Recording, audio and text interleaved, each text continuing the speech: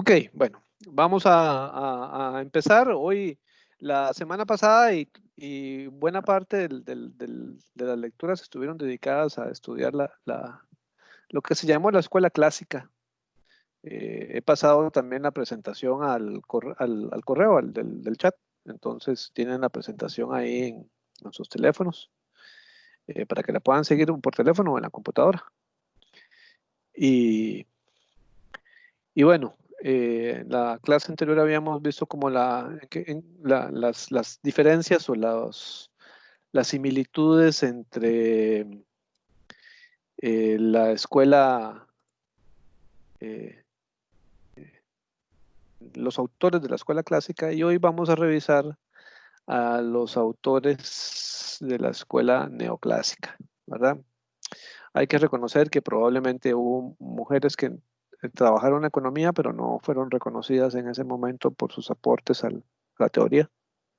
Y quizás hoy haya un reconocimiento mayor al trabajo, digamos, teórico de las mujeres en la teoría económica y en la teoría del comercio.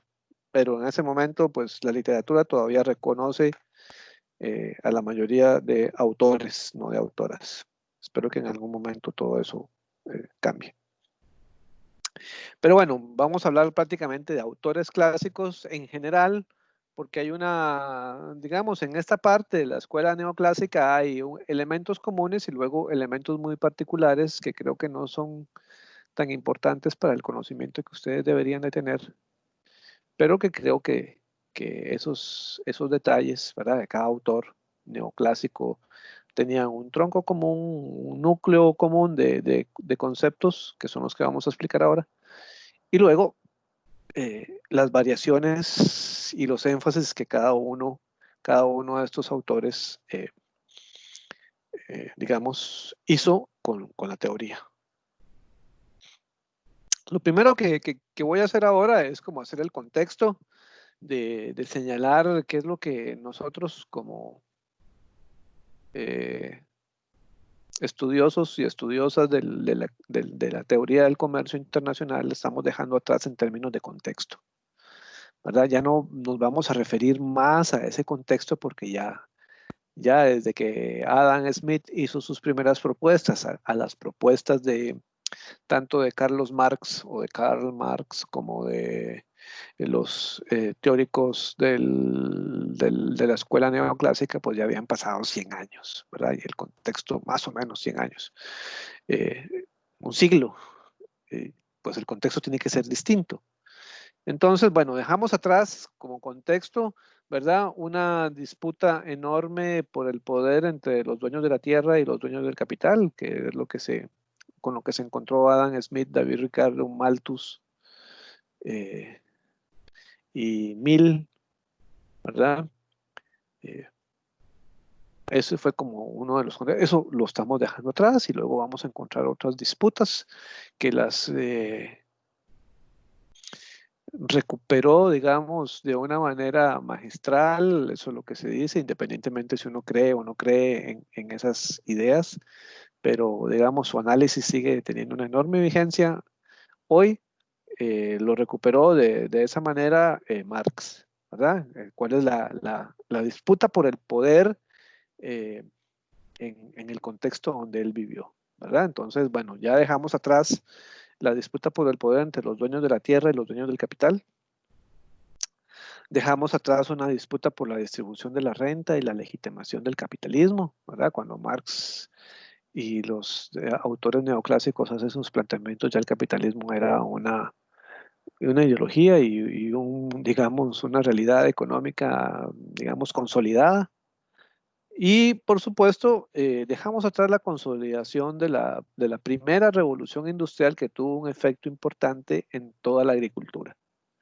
¿Verdad? Se recuerdan lo que hablamos la semana pasada de la famosa máquina de Jethro Tull que revolucionó la forma en que se trabajaba la tierra y a partir de ahí, digamos, la producción agrícola eh, y el trabajo y los rendimientos que la tierra empezó a tener a partir digamos, de la inversión en tecnología. y que todo eso tuvo una discusión entre lo que había visto Adam Smith, lo que había visto David Ricardo, lo que había visto Mill y las implicaciones que eso tenía en la población, que fue lo que vio Malthus. Este, bueno, eso lo dejamos atrás, ¿verdad? En el momento que vamos a conversar ahora ya hay unas disputas por el poder distintas, una disputa por la distribución de la riqueza diferentes y una consolidación, digamos, del capitalismo a través de la segunda revolución industrial, ¿verdad? Que es cuando ya sí se desarrollan máquinas más potentes, las locomotoras, las máquinas de vapor, incluso pasamos de la revolución industrial, segunda revolución industrial incipiente movida por el vapor a una revolución industrial más robusta movida por la electricidad y el combustible, ¿verdad? Eso es como hechos relevantes que afectaron la productividad y el costo y los salarios, todo eso, ¿verdad? Como la tecnología vino a remover cosas que quizás cuando Adam Smith, David Ricardo y los autores clásicos plantearon no se sentía tanto, ¿verdad? Y en esta época tenemos como que reconocer que habíamos pasado por tres grandes transiciones del poder político en Europa, ¿verdad? Que también es como importante tenerlo claro porque eso lo tenemos que tener ahí en el horizonte. No solamente las relaciones o la lucha o la disputa por el poder económico, sino también la disputa por el poder político en la Europa desde que se planteó la primera revolución industrial, o empezamos a ver los primeros inicios de la revolución industrial hasta la consolidación del capitalismo. Las tres grandes transiciones a nivel político y que le dieron una visión distinta a Europa y que eso básicamente es lo que va a conducir cuando ustedes ven, digamos, los planteamientos eh, y el desarrollo de las discusiones en términos de fechas son casi 1870, 1890, casi estamos llegando a 1900. A principios de 1900 va a desembocar la Primera Guerra Mundial, que no es otra cosa que la expresión política de estas potencias que están ahí, ¿verdad? Esas transiciones, ¿verdad? Por la disputa de mercados internacionales, por la disputa de la hegemonía industrial en Europa y las tensiones que todavía habían entre las potencias europeas que no estaban muy industrializadas y las potencias industrializadas que ya tenían una consolidación importante. Entonces, eso es importante tenerlo para ver toda la película completa, digamos. Entonces, bueno, esas tres transiciones que están ahí las menciono rápidamente.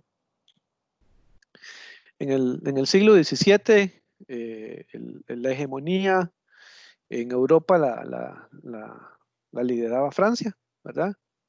Que además le dio un enfoque moderno a todo el diálogo entre estados. Básicamente se había dejado atrás las alianzas de tipo religioso y todo el relacionamiento o de familia, digamos, de linajes entre las familias, ¿verdad? Los matrimonios y los casamientos y las alianzas entre los políticos de esa época se hacían o a través de la religión o a través de la sangre. Y aquí empezamos a hablar más de intereses nacionales, ¿verdad? Otra forma de conducir el Estado y de las relaciones entre los estados. Y en el siglo XVIII, ¿verdad? El liderazgo francés decayó y encontramos a una Gran Bretaña, a Inglaterra, con un liderazgo más pujante tanto en lo económico como en lo político, ¿verdad? Y que había institucionalizado de alguna manera lo que hoy se conoce como el equilibrio del poder, ¿verdad? Es decir, cómo encontrar equilibrios entre las potencias que estaban en disputas muy fuertes y cuyo principal elemento para solucionar las disputas era la guerra, ¿verdad? Entonces, Gran Bretaña jugó un gran papel en el siglo XVIII, incluso en el siglo XIX, ¿verdad? Los constantes este, choques con Austria, o lo que se llamó el Imperio Austrohúngaro, ¿verdad? Y, y bueno, que al final se cedería, digamos, el liderazgo británico en el siglo XIX a Austria, que reconstruyó, ¿verdad? Viena se convirtió en la capital diplomática de Europa y, y a través de eso fluyó. Y por supuesto, al final del siglo XIX, ven que la Alemania del, del principal político de esa época de Alemania, Bismarck, logró arrebatar eh, el poder, digamos, o el liderazgo tanto a Inglaterra como a Austria.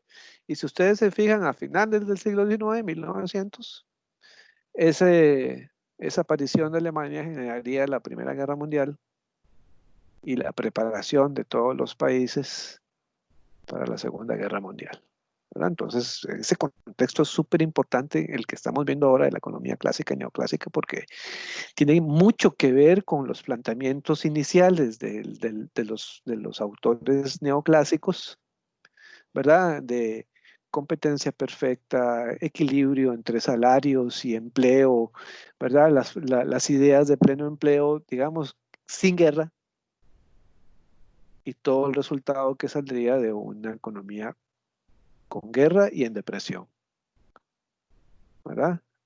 Digamos, ahí eso es sumamente importante que tengan claro, digamos, por qué cambia toda la estructura de pensamiento de los autores neoclásicos justamente por las disputas entre las potencias que los llevaron a la guerra y las consecuencias económicas de la guerra que hubo en ese momento, ¿verdad? Tanto de la Primera como de la Segunda Guerra Mundial. Ok, y bueno, lo que estaba por venir en ese contexto, ¿verdad?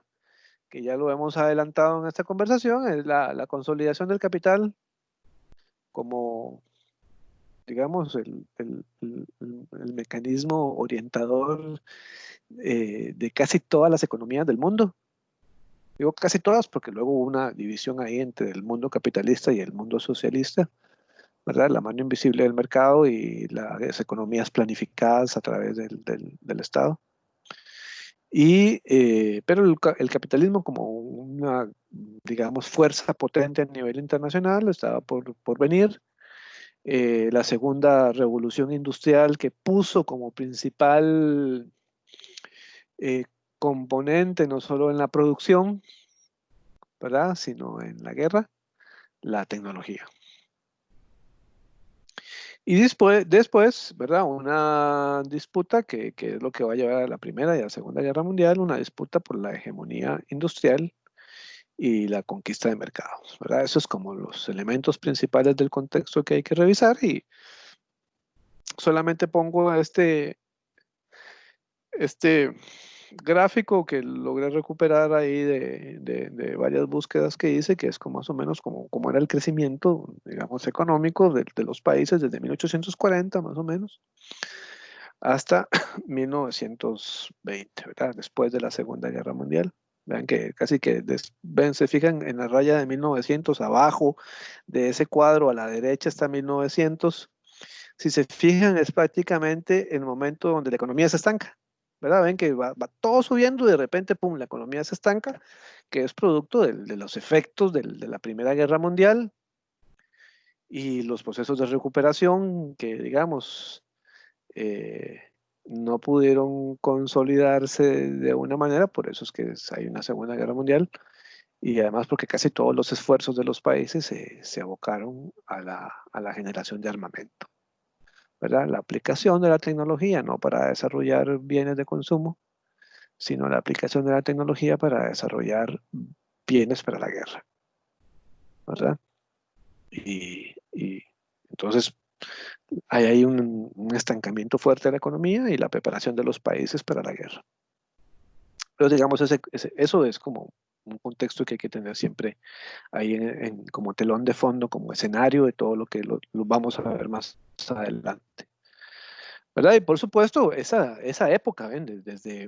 Voy a retroceder desde más o menos 1880, cuando ya la Alemania de Bismarck está unificada y con un enorme poder político y un enorme poder militar y con ansias de industrializarse, empieza una época que es conocida como una época de amenazas, ¿verdad? Todos los países se sienten amenazados. Inglaterra siente amenazado su liderazgo, Francia se siente amenazada por Alemania, porque siempre habían estado con... Austria se sentía amenazada y además Austria, Alemania amenazadas por el crecimiento de, si ustedes se fijan en el mapa de Europa, que no lo pude poner ahora aquí, se me fue a ponerlo, ¿verdad? Por el crecimiento de Rusia. Entonces, en una época de amenazas, ¿verdad?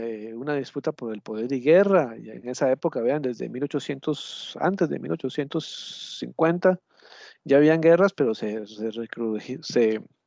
expresaron con mayor celeridad en este periodo, guerras entre los estados, ¿verdad? Por conquistas territoriales, por consolidación de mercados, por...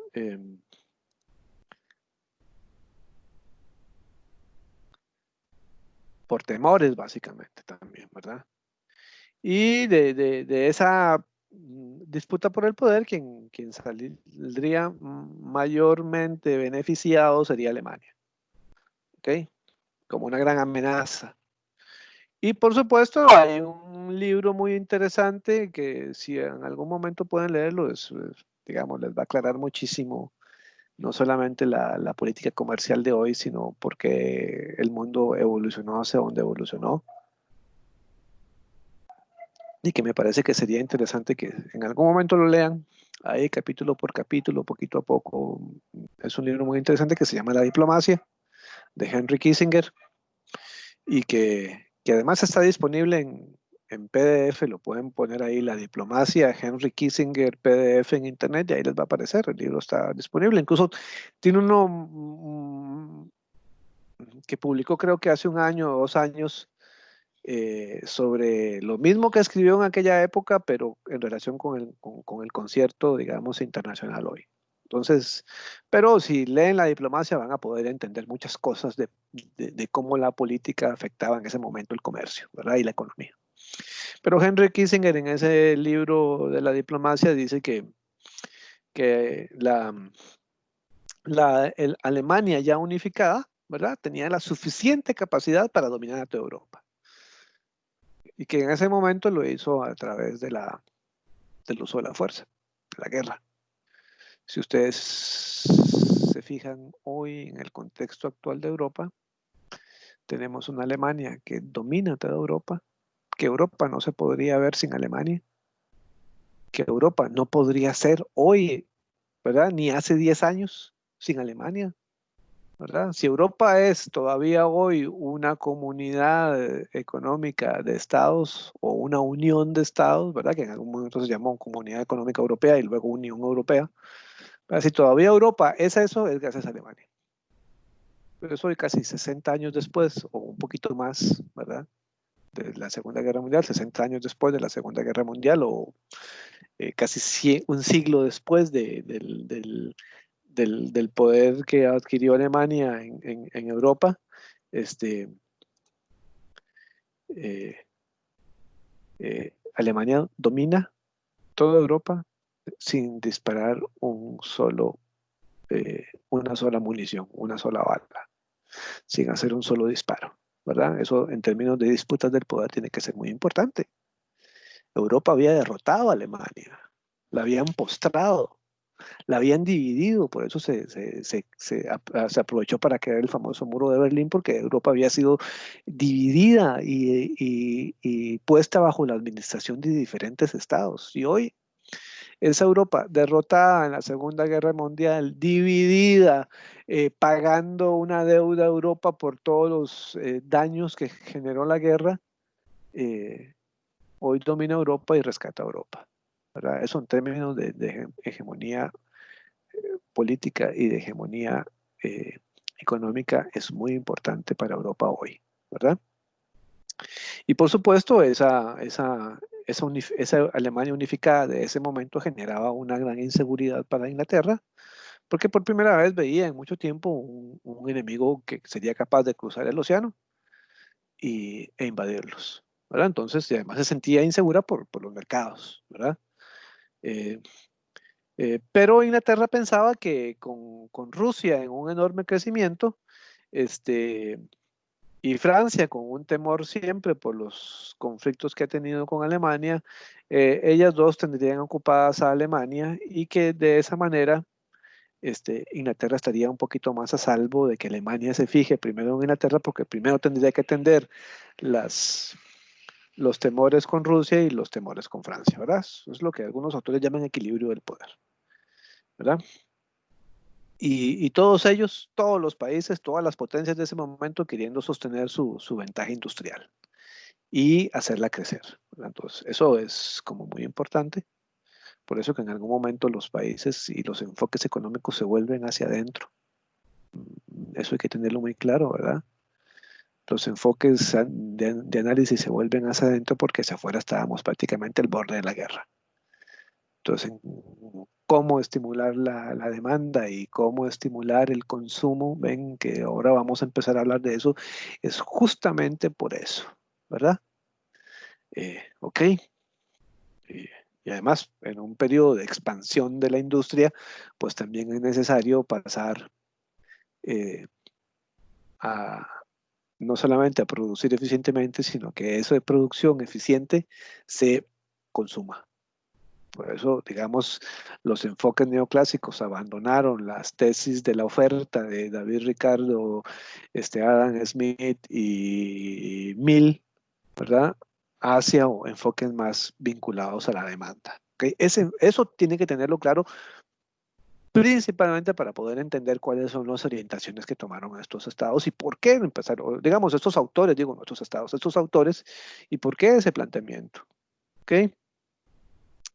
Y bueno, sí, efectivamente, Inglaterra aún dominaba ese mundo. Incluso si ustedes se fijan, hasta la Segunda Guerra Mundial, aunque Alemania fue muy fuerte y el Imperio Austrohúngaro eran, digamos, potencias importantísimas, todavía después de la Segunda Guerra Mundial, Inglaterra era una potencia económica con un dominio de la economía muy fuerte que luego ya en 1945-46, en Bretton Woods, que de ahí vienen los acuerdos famosos de Bretton Woods, le entrega el poder económico a Estados Unidos, ¿verdad? Y incluso Keynes, que ahora vamos a hacer una pequeña pincelada de él para cerrar con eso la próxima clase, ¿verdad? La última clase, cerrar con eso y que ya ustedes tengan el panorama más actual del comercio internacional. eh, eh, Le entrega el poder y el mando político con una fórmula, ¿verdad? No solamente Inglaterra le dice yo ya no puedo, pero aquí está la fórmula. Y en Bretton Woods es donde Keynes le entrega prácticamente la fórmula de la estructura del comercio internacional y de la economía internacional a Estados Unidos. Bueno, esa reunión de Bretton Woods es importante. Pero bueno, en esa época todavía Inglaterra tenía un dominio, tenía la supremacía económica ligada al exceso de los mercados y a las materias primas, producto de sus colonias en ultramar. Por eso la guerra, digamos, la Primera y la Segunda Guerra Mundiales se hicieron mundiales porque no solamente era la disputa en los países ahí en Europa, ¿verdad? Sino que además la disputa era en los mercados y los mercados había que ocuparse. Había que ocuparlo, digamos, conquistar los mercados en la guerra y luego, ¿verdad? Mantenerlos. Y a finales, digamos, del siglo XIX, una cuarta parte de la superficie del planeta se hallaba bajo la influencia oficial de la monarquía británica, ¿verdad? Creo que ahí hay un mapa, digamos, de los principales colonias en ultramar, digamos, inglesas, ¿verdad? Esos prácticamente eran a 1914, contexto de la Primera Guerra Mundial. Y ese fue, digamos, por eso fue la Primera y la Segunda Guerra Mundial, se llamaron mundiales porque no solamente tenían que ver con el pedacito digamos, de tierra, que Europa es muy pequeña, que lo ven ahí en el centro del mapa, sino tenía que ver con la conquista de mercados y la disputa de los mercados, y esos mercados había que arrebatárselos a los otros estados con guerra. ¿Verdad? Digamos, América Latina estaba fuera de colonias porque ya casi que a inicios del siglo XIX, 1821, ya nos habíamos independizado. Solo quedan algunas expresiones en el Caribe continental, ¿verdad? Y cerca de Venezuela, las Guyanas y algunas islas del Caribe, que Trinidad y Tobago y algunas otras que San Vicente y las Granadinas y todo esto que eran colonias inglesas, pero digamos casi todo el territorio ya estaba independizado. Y eh, por supuesto, en ese contexto, digamos, y nosotros en América, mientras los países, digamos, se disputaban el poder y mientras los economistas ya empezaban a hablar de la consolidación del capitalismo, nosotros apenas estábamos dejando de ser colonias. Nuestras economías lo que hicieron fue copiar los modelos económicos que tenían los países europeos y aceptaron esa estructura del comercio internacional injusta, ¿verdad? Que la estructura del comercio internacional tiene unos países industrializados y otros países que no son industrializados. Pero su especialidad, ¿verdad? Que le hicimos mucho caso a Adam Smith, pero su especialidad está en la agricultura, porque no se dedican a la agricultura. Y así nosotros les compramos materia prima a ustedes y ustedes nos compran los bienes industriales. ¿Ven? La lógica que habíamos hablado la semana pasada, bueno, pues eso nos pasó y luego nos daríamos cuenta como propuesta económica que eso no funcionó, ¿verdad? El famoso modelo agroexportador, ¿verdad? Entonces, el país recién independizado y superado las inseguridades de si nos hacíamos república o nos hacíamos parte de la Federación de Centroamérica, decidimos seguir por el camino de una organización política republicana independiente y fundamos la República de Costa Rica, ya no República Federal. ¿Y qué es lo primero que hacemos? Empezamos a producir café, ¿verdad? Para especializarnos. Y caña y todos los productos de agroexportación y empezamos a buscar mercados, ¿verdad? Chile, Inglaterra y tal. Entonces, incluso eran las primeras misiones diplomáticas que se mandaron ya así como, mm, como las primeras misiones de Costa Rica en Europa fueron a Inglaterra y a Alemania para buscar fondos, para crear un banco, para crear puertos y carreteras, ¿verdad? Eso es como lo primero que se hizo. Eh, bueno, pero en el contexto, digamos, ya los países tenían, digamos, estructuras teóricas para administrar la economía de los países y el comercio, y nosotros apenas estábamos empezando a crear, ¿verdad? Lo que hicimos fue copiar los modelos. No, nunca tuvimos un proceso, digamos, de pensamiento propio de la economía centroamericana y que surgiera de aquí. Bueno, no, eso lo copiamos. Eh, bueno, pero eso es importante y en ese contexto, ¿verdad? Es que hablamos de disputa por el poder del mundo, el capitalismo ya prácticamente consolidado en su etapa, digamos, de expansión, que se llamó imperialismo, ¿verdad? O algunos autores la llamaron imperialistas.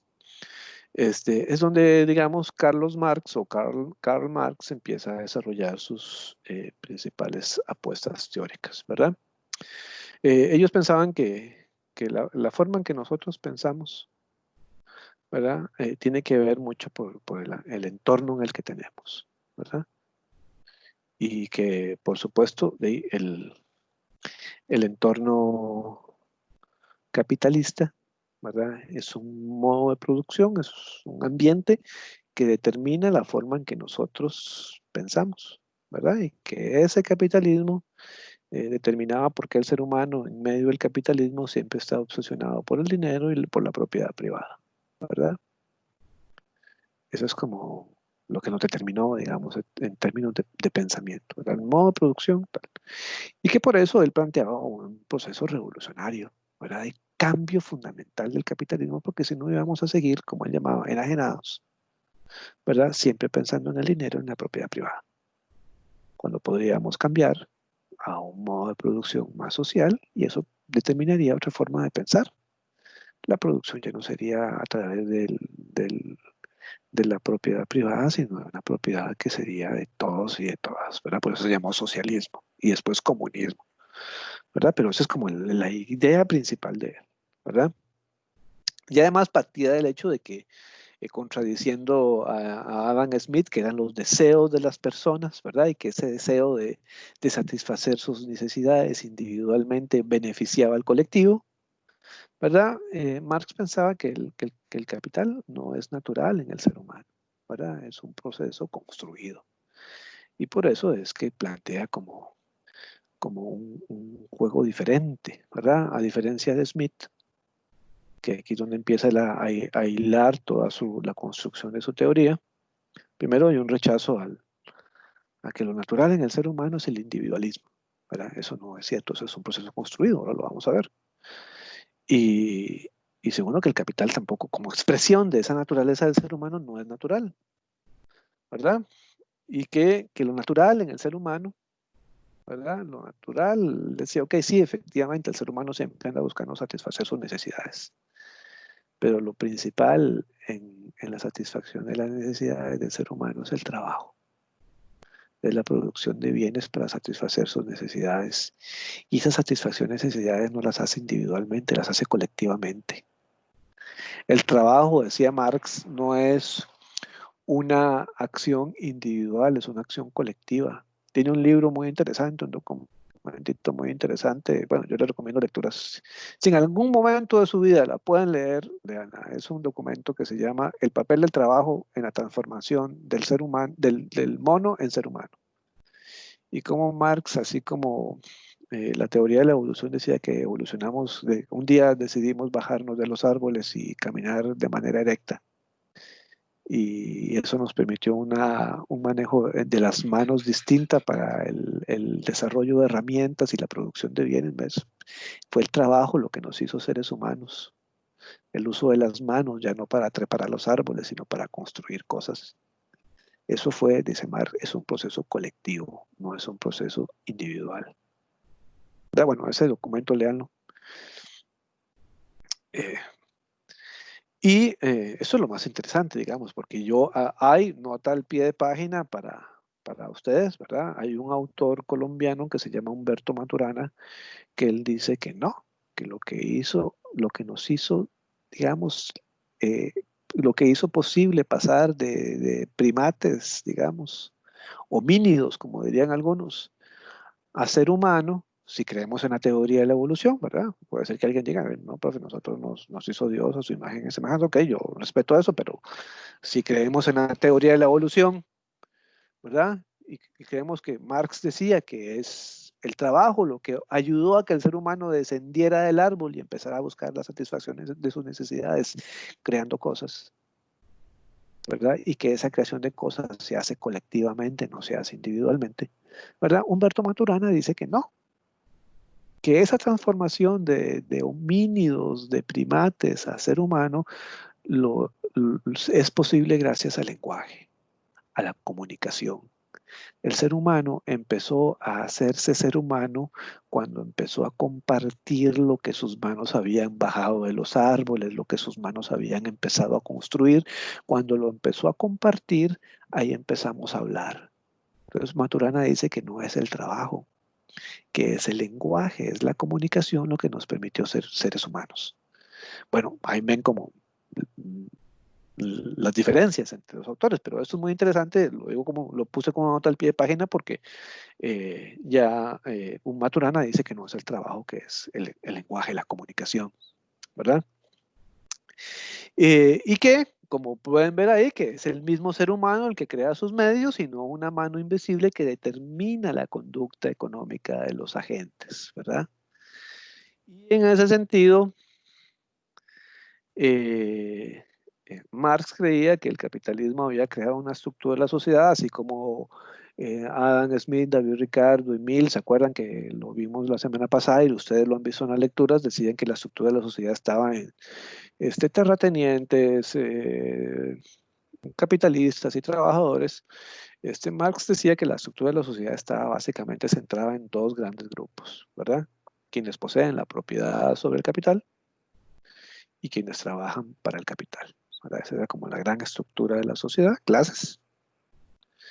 Y que eso estaba, digamos, que esa estructura obedecía básicamente a esta lógica que está aquí, ¿verdad? Lo que está allá abajo, en esa este, imagen que ustedes tienen ahí es la estructura de la sociedad, ¿verdad? Los seres humanos, todos, decía él. Y que lo ven a la izquierda de la pantalla de ustedes, está el proceso de producción. Los seres humanos, para producir, primero tienen que transformar la naturaleza, ¿verdad? Y que esa transformación de la naturaleza se hace colectivamente. Todos los seres humanos aportan de alguna manera, ¿verdad? Su inteligencia, sus capacidades, sus posibilidades a esa transformación de la naturaleza para producir bienes, ¿verdad? Desde los primeros insumos tecnológicos que descubrimos, cuando descubrimos que se podía hacer fuego en lugar de raspar una rama de árbol durante horas hasta que por fin hiciéramos fuego, cuando descubrimos que a través de una piedra en particular podríamos hacer fuego de manera más rápida. Desde ese aporte, digamos, tecnológico, sencillo, hasta las grandes innovaciones que vemos hoy, eso lo hace el ser humano. Eso es lo que decía Marx a través del trabajo, ¿verdad? Y que ese trabajo que hacíamos todos y todas para transformar la naturaleza y generar bienes que satisfagan las necesidades de los seres humanos, eh, eh, tenía, digamos, una expresión que él no acababa de entender, ¿verdad? Una expresión privada, ¿verdad? Y que los factores de producción en el capitalismo estaban prácticamente tomados por unos pocos, como una propiedad privada, ¿verdad? El capital y la tierra le pertenecían a unos pocos y el trabajo le pertenecía a muchos, ¿verdad? Entonces él empezó a ver como las contradicciones del capitalismo en esa estructura. La primera es, él decía, bueno, si todos los seres humanos aportamos al- a la satisfacción de necesidades por medio del trabajo, porque nosotros no también aportamos el capital y aportamos la propiedad? No, eso dentro del capitalismo está separado. Entonces, bueno, eso es como muy raro, ¿verdad? Esa es como una de las contradicciones que él encontraba en la sociedad. Y que si además el ser humano hacía las innovaciones tecnológicas, pero esa innovación tecnológica no se la dejaban los seres humanos, se la dejaba el capital, la otra contradicción. Y la tercera que él decía, bueno, si todo esto nosotros aportamos, ¿por qué la propiedad, verdad, de los medios de producción no es colectiva, sino sigue siendo individual y privada?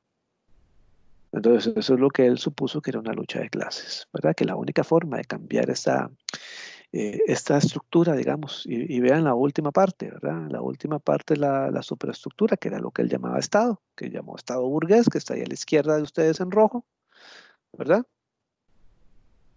Esa estructura, eh, eh, es que estoy cambiando una cosa aquí. Esa estructura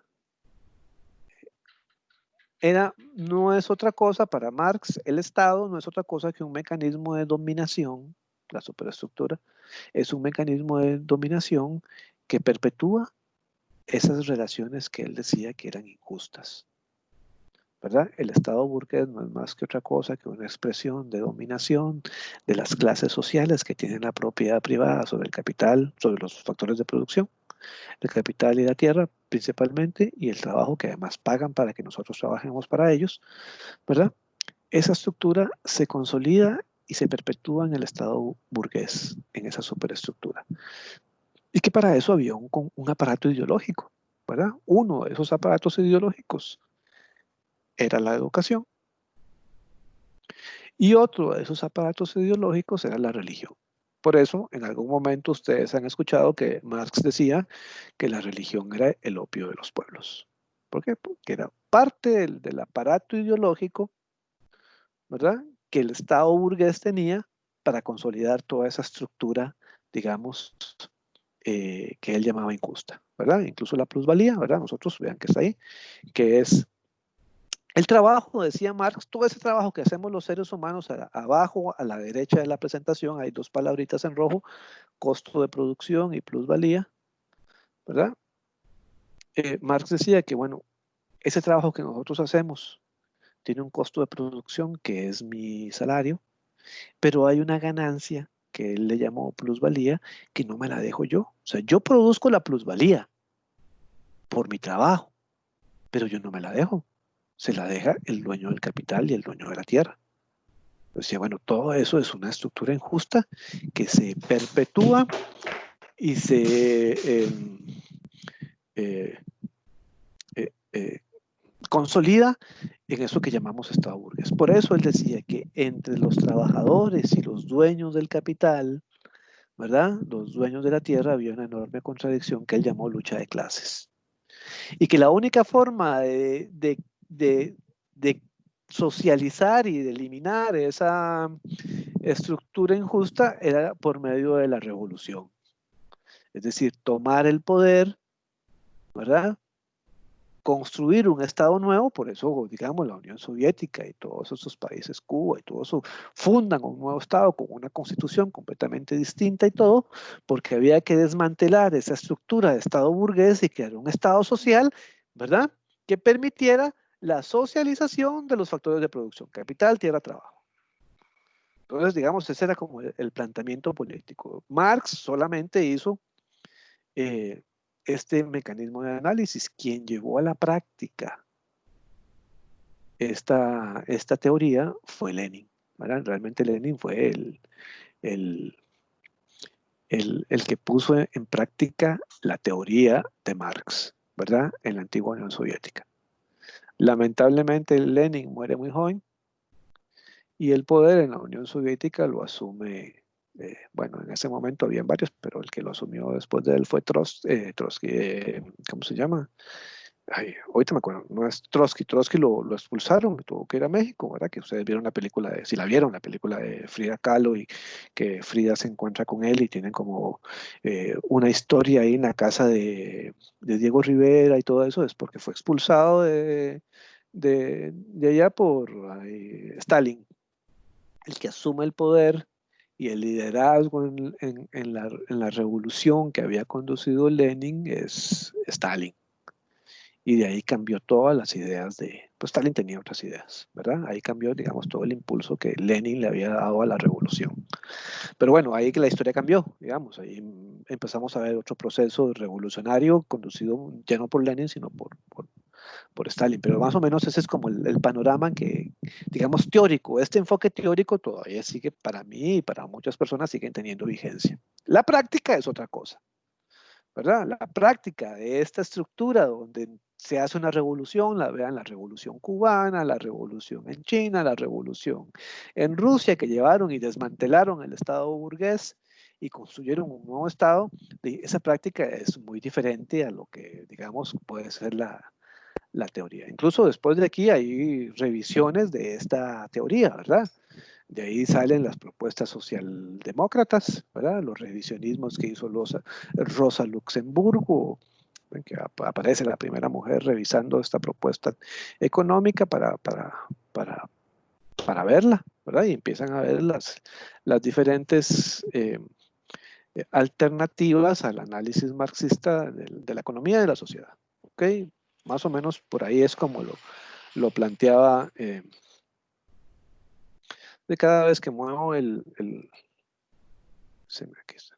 Ahí está. Ok, entonces, digamos, dentro de esa visión, eh, Marx empieza, digamos, la teoría del valor, que es uno de los componentes que hemos estado utilizando para ver el impacto en el comercio internacional, ¿verdad? Es Marx, al igual que los anteriores autores clásicos, parte de ahí en la cantidad de tiempo de trabajo necesaria, ¿verdad? Marx creía que el valor de un producto estaba siempre en la cantidad de tiempo de trabajo necesaria para producir mercancías, ¿verdad? Y que esa cantidad de tiempo necesaria para producir una mercancía se tenía que expresar en un precio, ¿verdad? En un valor de ese bien o de ese producto. Pero además Marx empezó a tener unas discusiones, digamos, o unos planteamientos, no solamente de producto de las innovaciones tecnológicas que hubo en ese momento. ¿Qué pasaba cuando teníamos trabajadores y trabajadoras que tenían una alta cualificación para manejar máquinas y otros trabajadores que no? Entonces, ¿qué era más importante, el tiempo de trabajo que yo destinaba a hacerlo, o cuando hay un trabajo mal cualificado que me produce más bienes con igual de eficiencia, pero menor tiempo, producto de esas cualificaciones tecnológicas que permitían producir mejor? Entonces, bueno, ¿qué pasa con la cantidad de tiempo y el valor de los productos? ¿Verdad? Empezó a tener como eso. Lo mismo en el trabajo, digamos, en la relación trabajo-tierra, cuando hay una innovación tecnológica, en la relación trabajo-industria, trabajo-tiempo y trabajo-capital, ¿verdad? Es decir, todas esas discusiones se las empezó a tener, ¿verdad? Como para establecer una teoría del valor. Eh, ¿Qué demostró Marx? Bueno, ustedes ya lo ven aquí. Voy a devolverme un poquito. Aquí.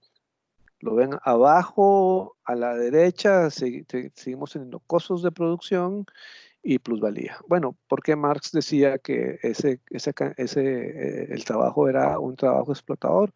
Porque hay un costo de producción que se paga con salarios muy bajos, ¿verdad? Y hay una plusvalía muy alta que, aunque es el trabajador y la trabajadora quienes generan la plusvalía porque son los que están produciendo, ¿verdad?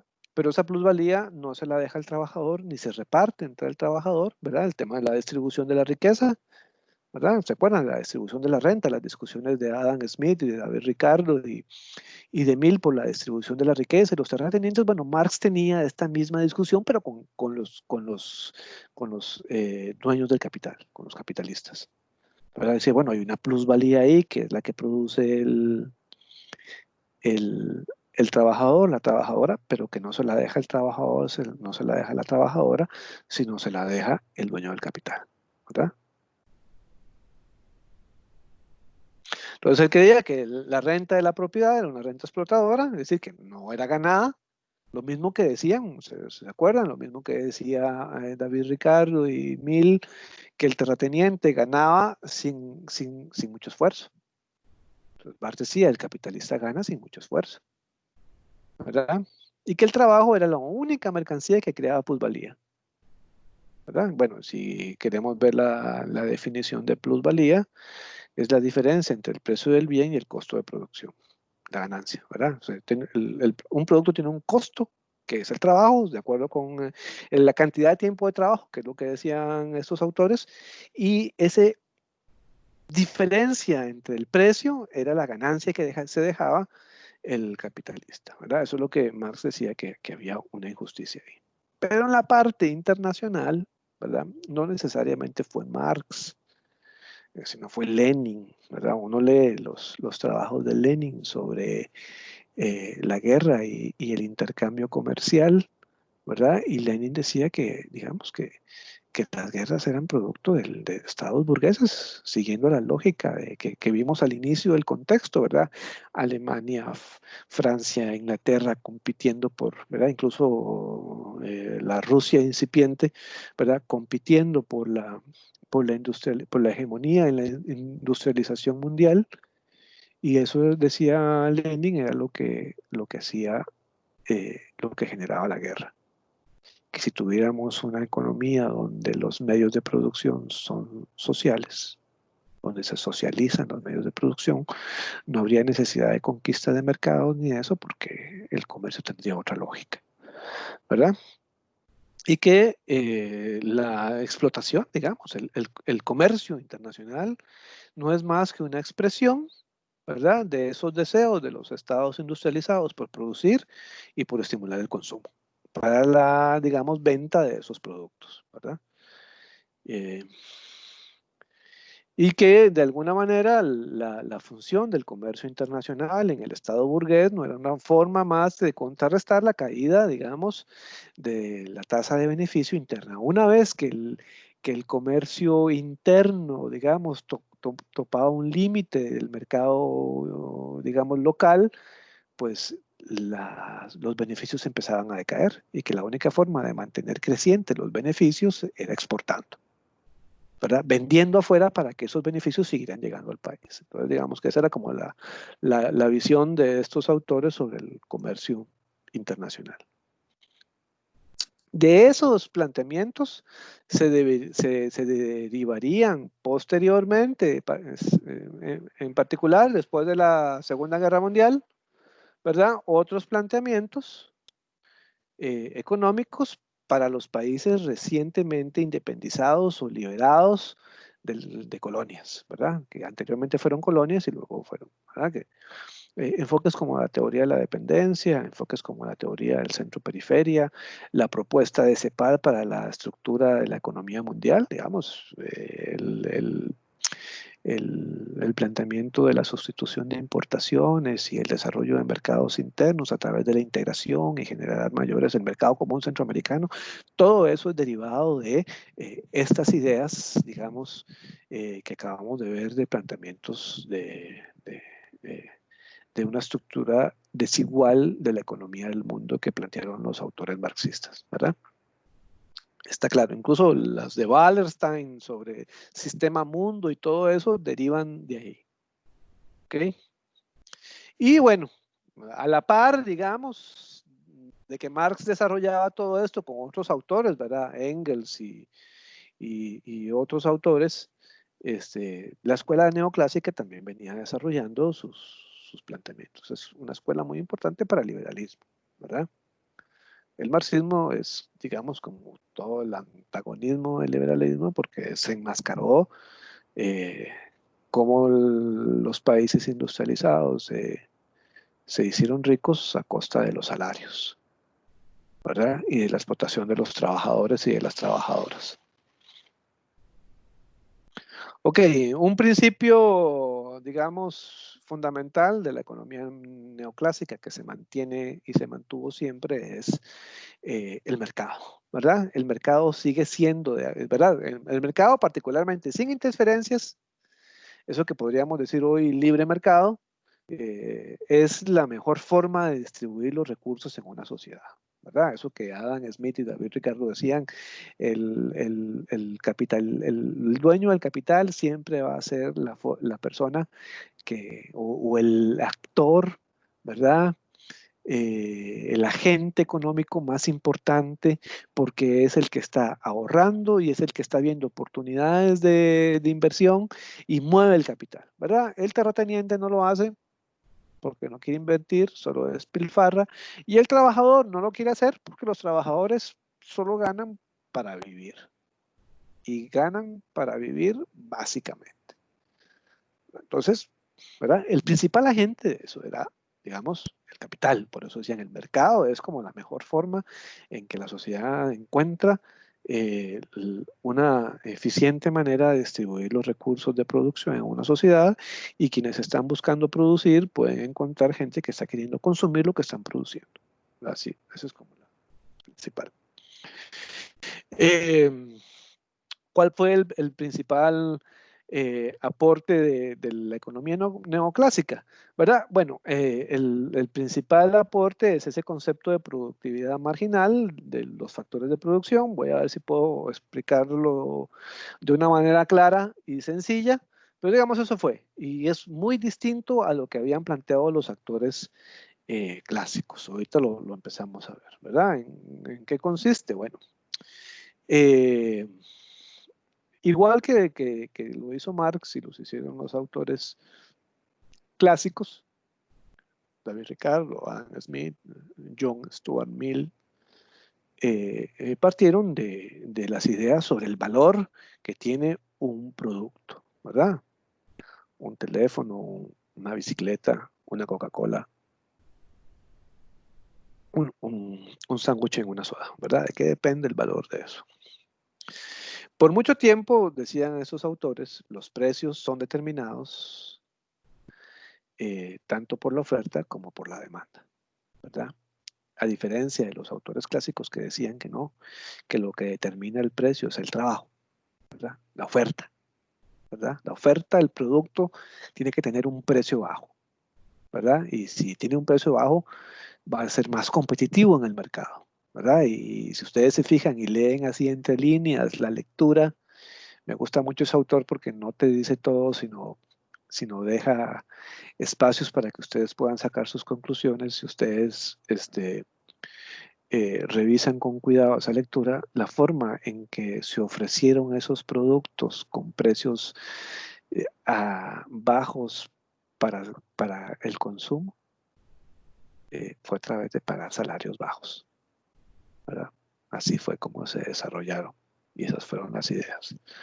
Ok, pero bueno, ellos decían, no, el precio no está determinado solo por la oferta, digamos, por una oferta de un producto que requiere cierta cantidad de trabajo y que además esa cierta cantidad de trabajo tiene un salario bajo, ¿verdad? También está creado, digamos, el precio está dado por la demanda, ¿sí? Y que además reconocían que toda actividad económica tiene una red compleja de interrelaciones que son como las determinantes de la demanda. Y eso es como uno de los principales aportes, porque en un principio fue un análisis muy deductivo, ¿verdad? Que son los métodos distintos que ustedes vieron ahí en los capítulos que han estado leyendo, ¿verdad? Fue muy deductivo, sin fórmulas matemáticas, simplemente con grandes postulados, empezaron a deducir cómo se hacía eso. Los enfoques posteriores de los planteamientos neoclásicos fueron más inductivos.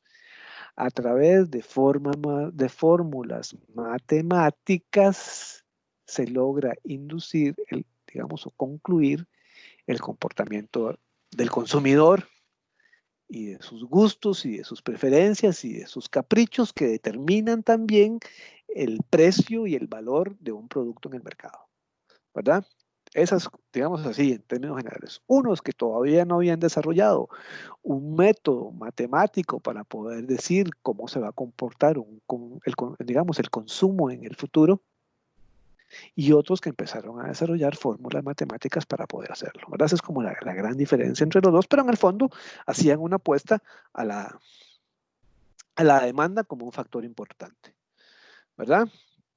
Y pusieron con esto, decían ellos, ponían fin, habían enterrado las propuestas clásicas, ¿verdad? Del valor del trabajo, la propuesta clásica del valor basado en el costo de la producción y la teoría, sobre todo de David Ricardo, residual de la distribución de la renta, ¿verdad? Con eso, la teoría clásica quedaba disminuida y se empezaban a colocar, por eso las grandes escuelas que ustedes han escogido, la escuela de Manchester, que se menciona en las lecturas, la escuela de Austria, ¿verdad? Y luego eso pasaría a Estados Unidos con la escuela de Chicago.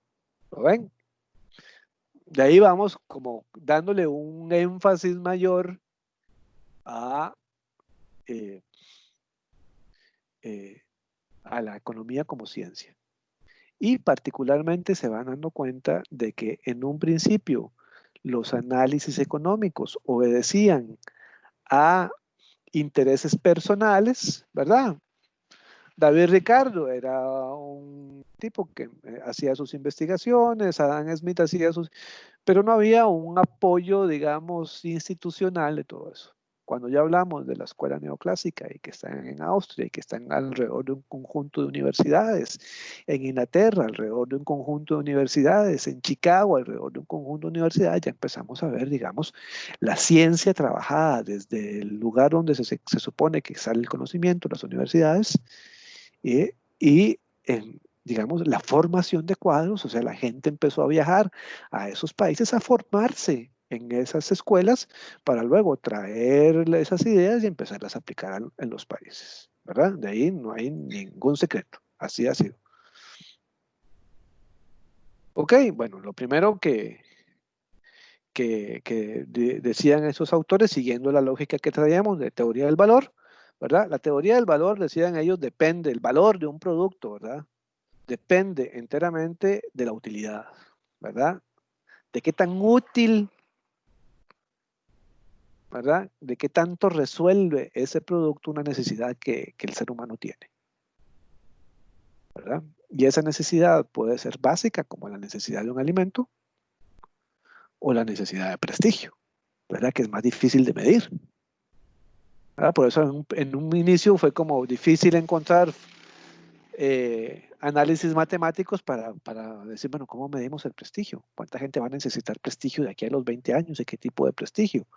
¿Es un reloj? ¿Es una corbata? ¿Es un par de zapatos? ¿Es el par de zapatos que tiene que tener para que la gente sienta que con ese consumo no solamente está satisfaciendo una necesidad física básica, sino también esa necesidad, satisfaciendo una necesidad simbólica, ¿verdad? Que la persona cree que efectivamente tiene un prestigio usando un anillo o un par de anteojos de determinada manera y determinado color, ¿verdad? Es decir, ese tipo de cosas al principio fueron, pero decían, ese valor tiene que estar ubicado ahí, ¿verdad? Y ahí empezaron a desarrollar una escuela, digamos, completamente distinta, ¿verdad?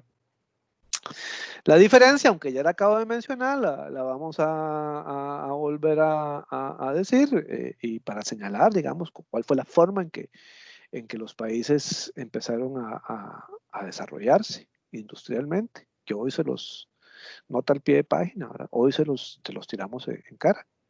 Los países industrializados se lograron posicionarse donde están, haciendo dumping ambiental, nunca consideraron el impacto que tenía las fábricas, todo el humo que produjeron en el ambiente, nunca lo consideraron, ni tomaron medidas para eso. Hoy a los países que quieren desarrollarse les imponen medidas ambientales, ¿verdad? Lo que algunos llaman justicia ambiental, ¿verdad? Y los países industrializados crecieron haciendo dumping social, pagando bajos salarios.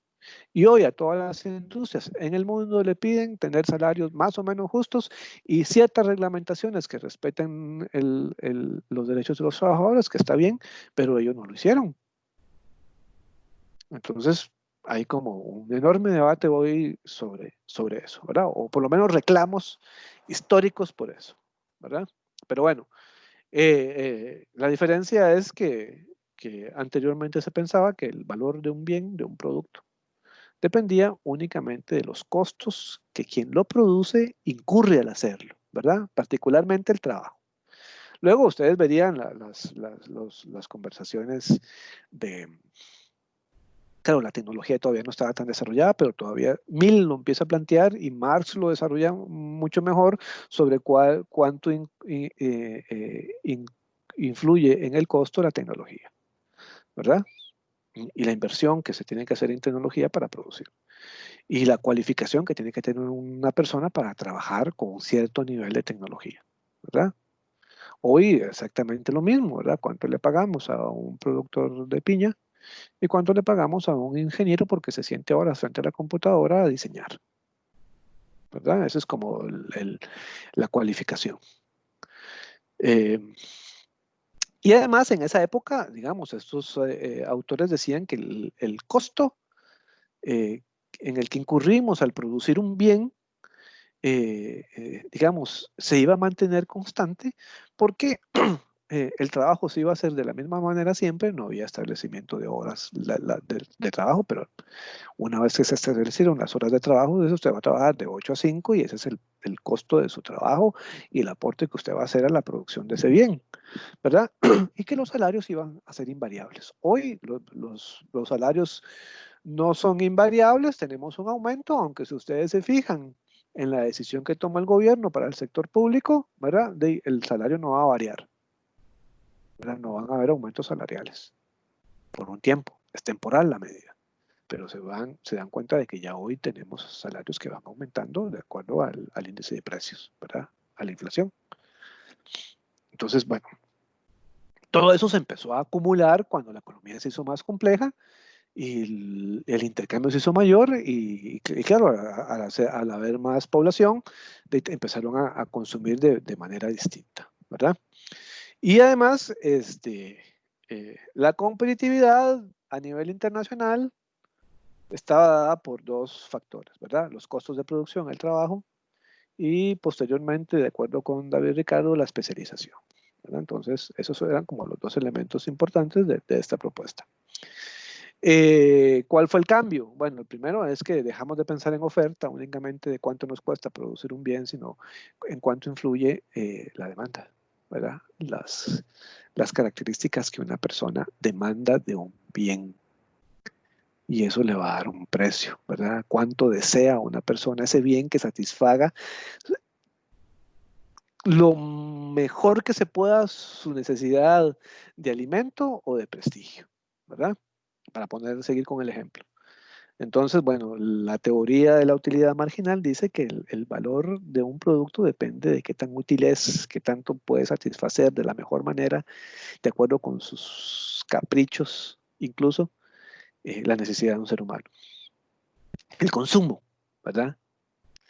Y que ese consumo, vean qué interesante, el valor de un producto en la economía clásica dependía del pasado. ¿Cuánto tiempo nos tomó hacerlo? ¿Cuánto salario pagamos? Y eso determina el precio. Y en la economía, digamos, neoclásica nos dicen, no, eso va a depender del consumo y el consumo siempre es a futuro.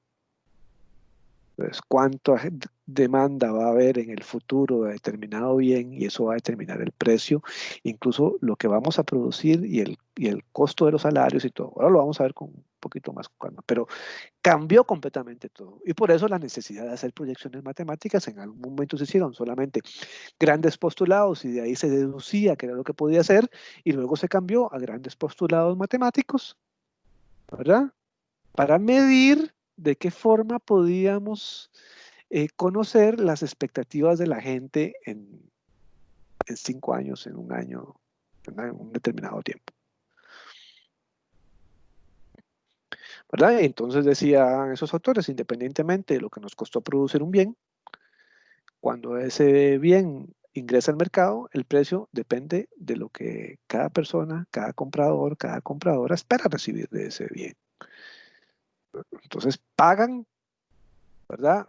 Más alto, más bajo, dependiendo de si creen que ese bien les va a satisfacer, ¿verdad? Yo puedo, digamos, que me gusta jugar fútbol. eh, Me gusta. Y puedo comprarme un par de zapatos cualquiera. Ahí voy a cualquier mercado y compro un par de zapatos cualquiera. Y resuelve mi necesidad de jugar fútbol. Pero yo no solamente quiero pagar por jugar con un par de zapatos. Quiero sentirme Ronaldinho. Quiero sentirme Messi. Quiero levantar la camiseta y ponérmela en la cabeza.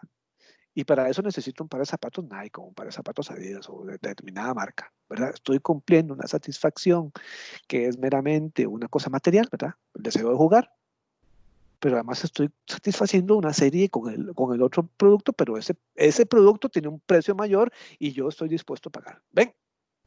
Ahí ya no tiene nada que ver ese precio con el tiempo que toma una persona en un país a producir ese par de zapatos.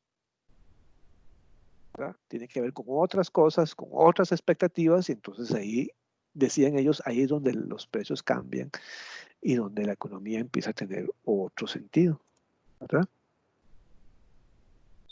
Y ahí donde la demanda tiene un papel importante. Al decir demanda hablamos de consumo, ¿verdad? Ya el valor, para recapitular, no estará en la producción, en la oferta, ni en el costo de producir, en el trabajo, sino en la demanda. Y ese valor que tiene el consumo es subjetivo, depende de cada persona que tanto de utilidad le otorga a ese bien.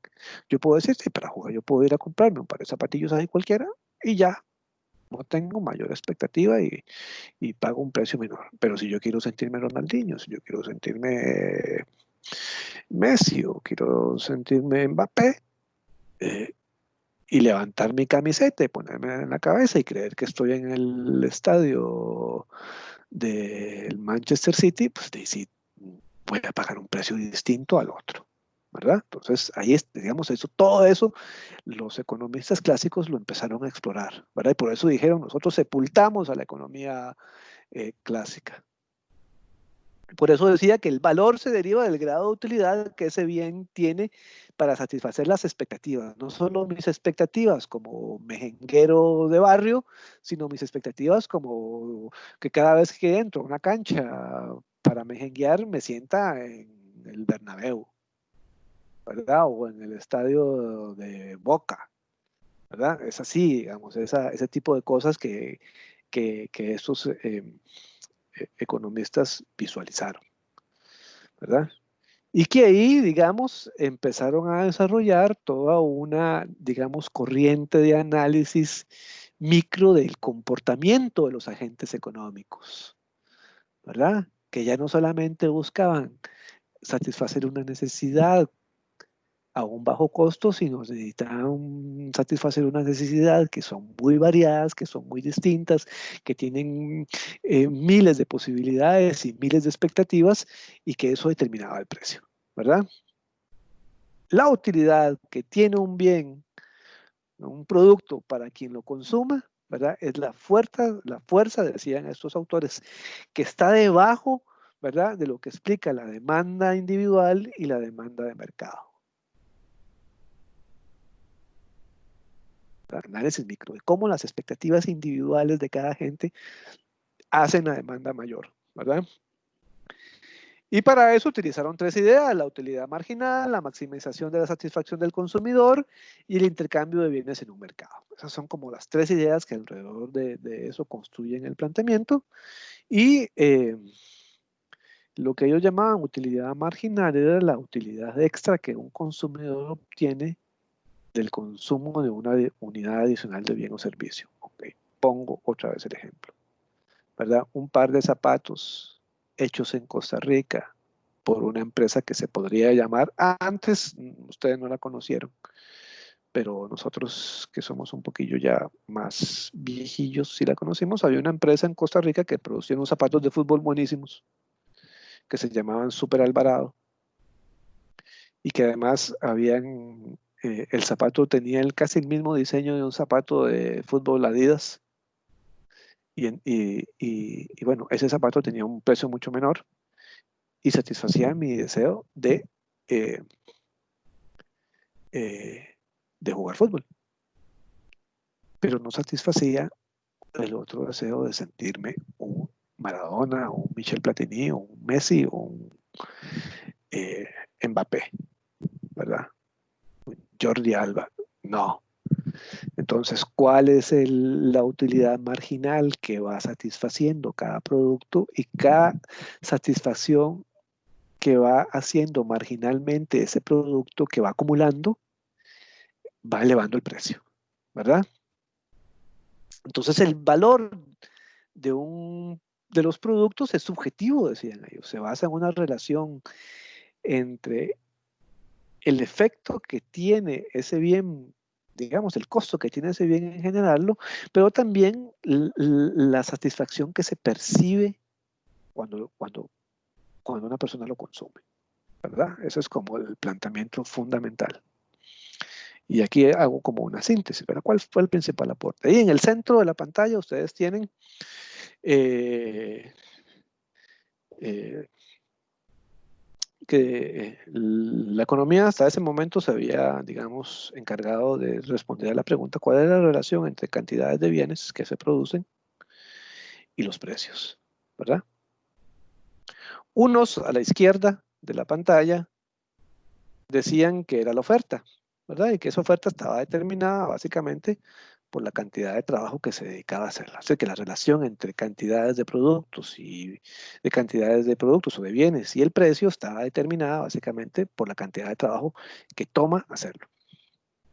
Y otros decían que era la utilidad, ¿verdad? La demanda, qué tan útil, qué tanto satisface ese producto, ese bien, y que la cantidad de productos que se disponen o que se ponen a disposición está en función de la demanda, no del costo del trabajo, y que eso va a determinar el precio, ¿verdad? Y que en el centro estaban los mercados, los distintos mercados, ¿verdad? Los mercados de jugadores de fútbol que solo quieren jugar sin aspirar a ser grandes estrellas. Y está el mercado de jugadores, ven, por eso había múltiples mercados, la cantidad de mercados, de jugadores que desean no solamente jugar, sino además sentirse con Keylor Navas.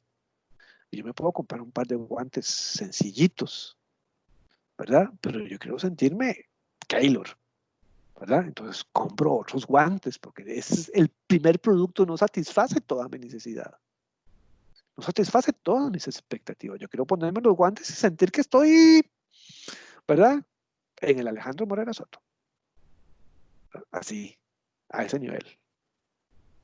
Entonces, esa forma de medirlo, ven allá abajo, de medir esas expectativas, en un principio se hicieron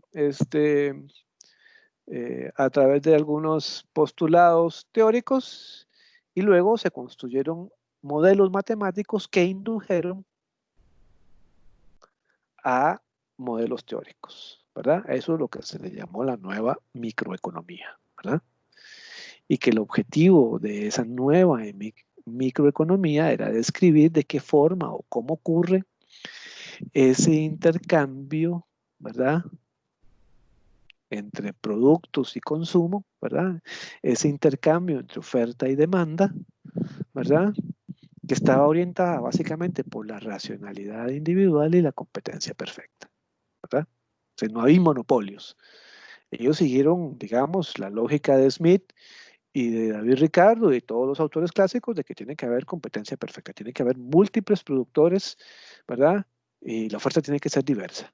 Si hay monopolio, ahí cambian las cosas, ¿ok?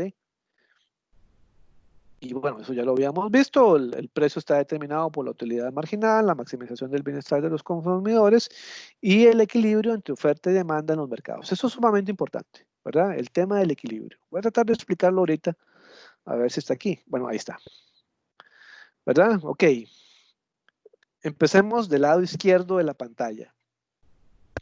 Estos autores decían,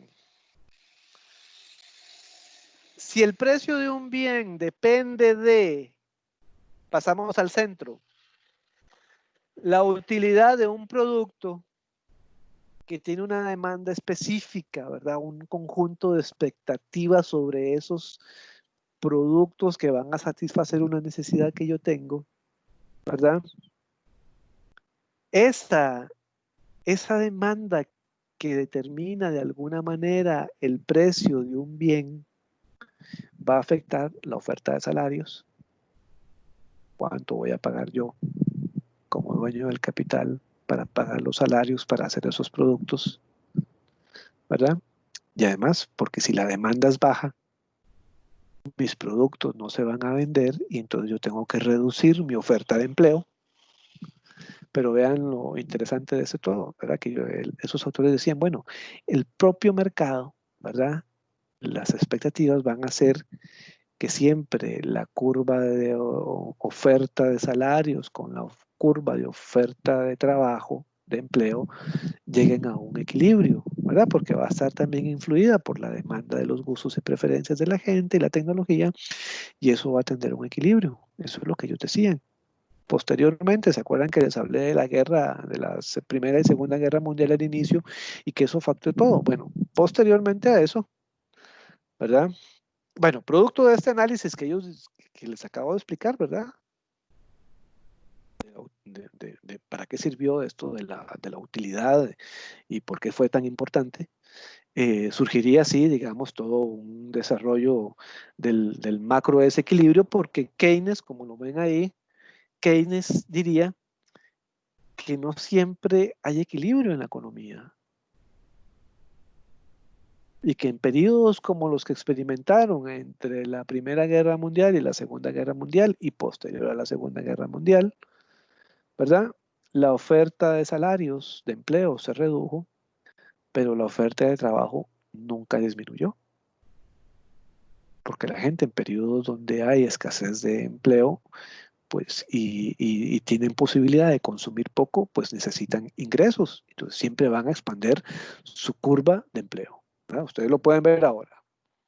En estos periodos donde mucha gente se quedó sin empleo, se sumaron a nuevamente, no se fueron a la casa ni están buscando empleo. Entonces, hoy probablemente a partir de los próximos meses la curva de empleo se va a disparar, como ya le está pasando al gobierno, y por supuesto la oferta de las empresas para generar empleo va a disminuir porque no logran ubicar sus productos en el mercado para que se consuman, ¿verdad? Esa parte de ahí y qué decisiones hay que tomar, eso fue lo que Keynes alumbró. Dijo, bueno, las expectativas de la gente no siempre van a estar en el consumo. Hay ciertos periodos donde las demandas y las preferencias de la gente van a cambiar porque no tienen cómo consumir, ¿verdad? Entonces, ahí donde Keynes encuentra una ventana, ¿verdad? Y hace el mismo análisis, ¿verdad? Si el precio de un bien depende de la utilidad de un producto y esa utilidad del producto, ¿verdad? Que tiene múltiples demandas para que satisfagan las expectativas del consumidor y que eso, como decían los autores neoclásicos, va a tender naturalmente a que la curva de salarios o de oferta de empleo y la curva de oferta de trabajo, digamos, de mano de obra, se crucen y sean en equilibrio. ¿Qué pasa? Decía Keynes, cuando no hay equilibrio. Cuando la curva de oferta, ¿verdad?, de empleo nunca llega a tocarse con la curva de oferta de trabajo, de mano de obra, ¿verdad? Entonces ahí se me fue una D, es donde Keynes empezó a hablar del cuál era el papel del Estado. Y básicamente él encontró dos. El papel del Estado era básicamente fundamental en la generación de empleo vía gasto público, sobre todo gasto de capital, inversión. Por eso ustedes ven que la mayor parte, digamos, el MOP es tan fuerte. Claro, el MOP fue fuertísimo. Tal vez ahora tenemos múltiples críticas, pero el MOP fue fundamental para dar empleo. La construcción de carreteras, que es inversión en capital, inversión, bienes públicos que están ahí, carreteras, puentes, escuelas, toda esa cosa, digamos, grande de que daba trabajo. ¿De quién lo estaba conduciendo? El Estado a través del Ministerio de Obras Públicas. La caja, ¿por qué la caja es tan fuerte? No solamente por lo que nosotros pagamos de las cargas sociales, sino por además la construcción de hospitales, de clínicas, de EVAIS, todo eso es trabajo que se da, ¿verdad? Entonces el Estado ahí empezó a tener un rol. Por eso en algún momento se habló de Estado benefactor. El Estado ahí donde las curvas del mercado no puede juntar sus curvas de oferta de empleo y sus curvas juntar la oferta de empleo con la oferta de trabajo, ¿verdad? El Estado es el que ayuda a que se crucen esas curvas, generando empleo. Y después la otra es la distribución del ingreso, ¿verdad? Las políticas de salario. Y con eso podríamos volver a lo que el mercado no podía hacer, pleno empleo. Vean que hoy incluso es más difícil. Pongo el ejemplo que le pasó a doña Laura y probablemente le pase a esto, ¿verdad? Con el gobierno de Laura Chinchilla, que le tocó la parte más dura de la crisis financiera internacional. Ella dijo, bueno, dio la orden de que el Estado no podía contratar más. Oscar Arias sí hizo eso, ¿verdad? Que se le acusa de eso, digamos. Él, para generar empleo y que la gente no sufriera los efectos de la crisis financiera, ¡pum!, generó empleo a través del Estado y contrató. El Estado apareció y contrató. Entonces, disminuyó la presión sobre el empleo y permitió, digamos, consumo, ¿verdad? Pero como ya Laura dijo, yo no puedo. Hay una carga fiscal, hay una carga salarial que hay que estar cubriendo y tenemos un déficit enorme. Ok, lo ven, las implicaciones ya reales de todo esto. Ok, yo no puedo generar más empleo. ¿Y qué fue lo que le contestó el sector privado? Doña Laura, nosotros tampoco podemos generar empleo. Esos son los grandes desafíos de hoy. Bueno, si el Estado benefactor ya no puede generar empleo porque tiene enorme déficit fiscal y el sector empresarial tampoco puede generar empleo, ¿verdad? Para ese desequilibrio, ¿cómo solventar ese desequilibrio? Esa es como la gran discusión que hay hoy. ¿Ven? El impacto que tuvo este análisis en la economía, ¿verdad? Y sobre todo la distribución del ingreso, ¿verdad? Bueno, ¿qué pasó con el comercio internacional desde esta perspectiva? Bueno, como ya tengo casi hora 45 de estar conversando con ustedes, lo vamos a dejar para la próxima semana, ¿verdad? Ver las implicaciones de estos enfoques en la parte internacional y en el comercio internacional. Lo dejo aquí para, digamos, abrir alguna pregunta que haya o conversación sobre esto. Si no, pues les agradezco mucho el tiempo.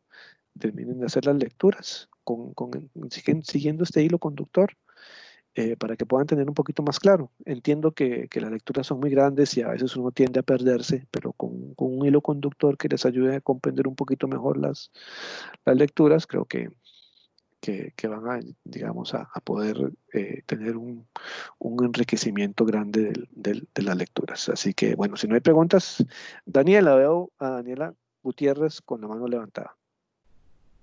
Voy a quitar la cámara para hacer más ágil esto. ¿Sí? Dígame, te escucho. En lo del análisis marginal y todo lo que usted mencionaba, digamos que tal vez los aportes que hicieron los autores en este tema al principio fueron constantes, porque al final de toda la lectura decía que todo lo que hicieron estaba malo.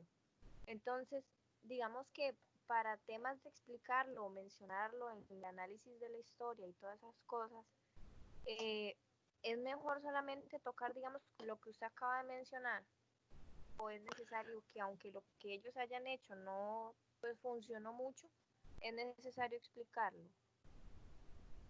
Bueno, probablemente hayan cosas que se mejoraron después, así como Adam Smith también cometió muchos errores. Incluso muchos dicen que lo que hizo Adam Smith fue prácticamente sistematizar todo el conocimiento que habían hecho individualmente y espontáneamente mercantilistas y fisiócratas, y que él lo sintetizó en una teoría que llamó la mano invisible, ¿verdad? Entonces, en cada etapa van a haber críticas. Incluso si ustedes ven ahora las críticas que se le hacen a los economistas del Banco Mundial y del Fondo Monetario Internacional, igual, ¿verdad? Entonces, lo importante es que ustedes puedan tener los conceptos básicos para comprender las ideas que influyeron en el planteamiento del comercio internacional, ¿verdad? Por eso yo les doy como este hilo conductor para que podamos tener de todo esto que me están diciendo que afectó directamente al comercio internacional, ¿verdad? Si usted quiere, lo hace, digamos, señalando digamos, los errores, como para que lo tengan claro, ¿verdad? Que tampoco fueron planteamientos muy acabados. eh, o lo hace siguiendo, digamos, el hilo conductor que yo he querido como darle a estas conversaciones con ustedes para que puedan, digamos, tener un, un hilo que los conduzca al comercio internacional y que digan, bueno, el profe, ¿para qué nos puso a leer todo esto? ¿Qué relación tiene con el comercio internacional y todo eso? Bueno, ese hilo está dado por eso, ¿verdad? Usted escoge. No sé si le contesté o la confundí más. No, profe, sí, sí me contestó. ¿Alguien más tiene alguna consulta, duda, comentario?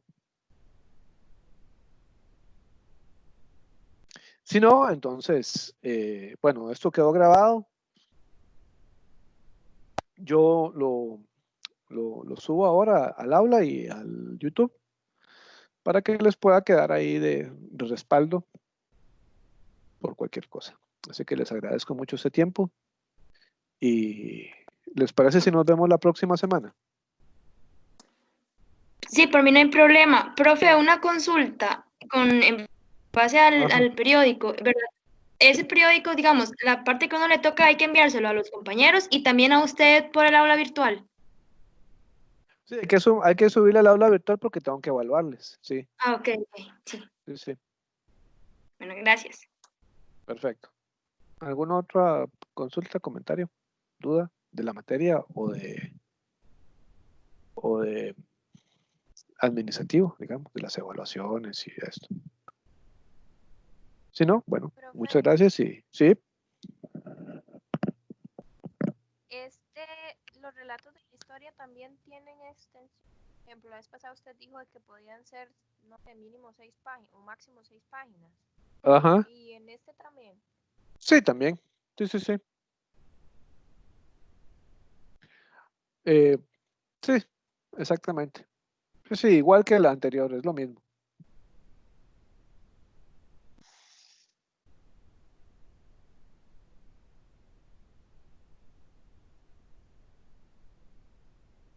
Bueno, voy a parar la grabación porque ya aquí ya no.